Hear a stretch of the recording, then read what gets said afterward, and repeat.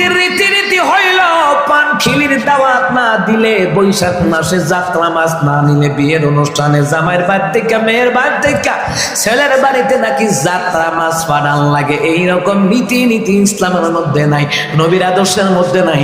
এগুলা কাফেরদের রীতিনীতি। আল্লাহ কয় যারা কাফেরদের রীতিনীতি গ্রহণ করবা জাহান্নামে যাওয়ার জন্য তৈরি থাকবা।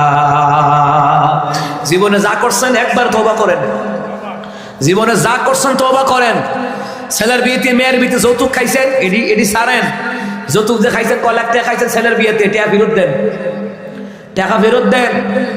ফুলা যেন বউর মোহরনা আদায় করে মরতে পারে, এটা ফেরত দিয়েন। এরকম আলহামদুলিল্লাহ আমি কয়েকটা পরিবারে যৌতুকের টাকা ফেরত দেওয়া হয়েছি। মারহাবা কয় না? এটা কি ভালো কাজ না? আপনি যৌতুক খাইবেন কয় লাখ টাকা, কিন্তু কোটি কোটি টাকার বরকত থেকে আপনি বঞ্চিত হয়ে গেলেন এই যৌতুক খাইয়া।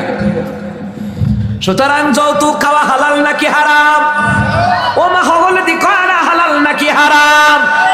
হারাম খাওয়া যাইবনি।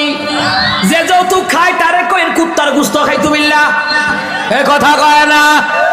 হে মুসলমান ইমানদাররা, যৌতুক যারা খায় তাদের বিয়ের দাওয়াতও আমি যাই না, কারণ তুমি হারাম খাইছো। তোমার ছেলেমেয়ের বিয়েতে আমি যাব না।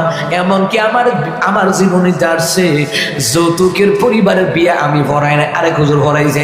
এমনি যদি আমার হবল হুজুররা বয়কট করতাম, যৌতুক বন্ধ হয়ে যাইতো গা। ছেলের পক্ষ যদি বলতো বেপর্দা মাইয়া সারা বেপর্দা মাইয়া বিয়া করাবো না, মেয়ের পরিবার যদি বলতো বেনামাজি ফোলা বিয়া করাইতাম না, তাহলে প্রতি ঘরে ঘরে ছেলে মেয়েরা নামাজি আর পর্দা নিশি হইয়া যাইতো, ঠিক না? বরকত পাইতো চায়, কিন্তু বরকতের কাম করতে রাজি না। উন্নত হইতো চায়, কিন্তু যে আল্লাহ উন্নত করবো আল্লাহর বিধানই মানে না।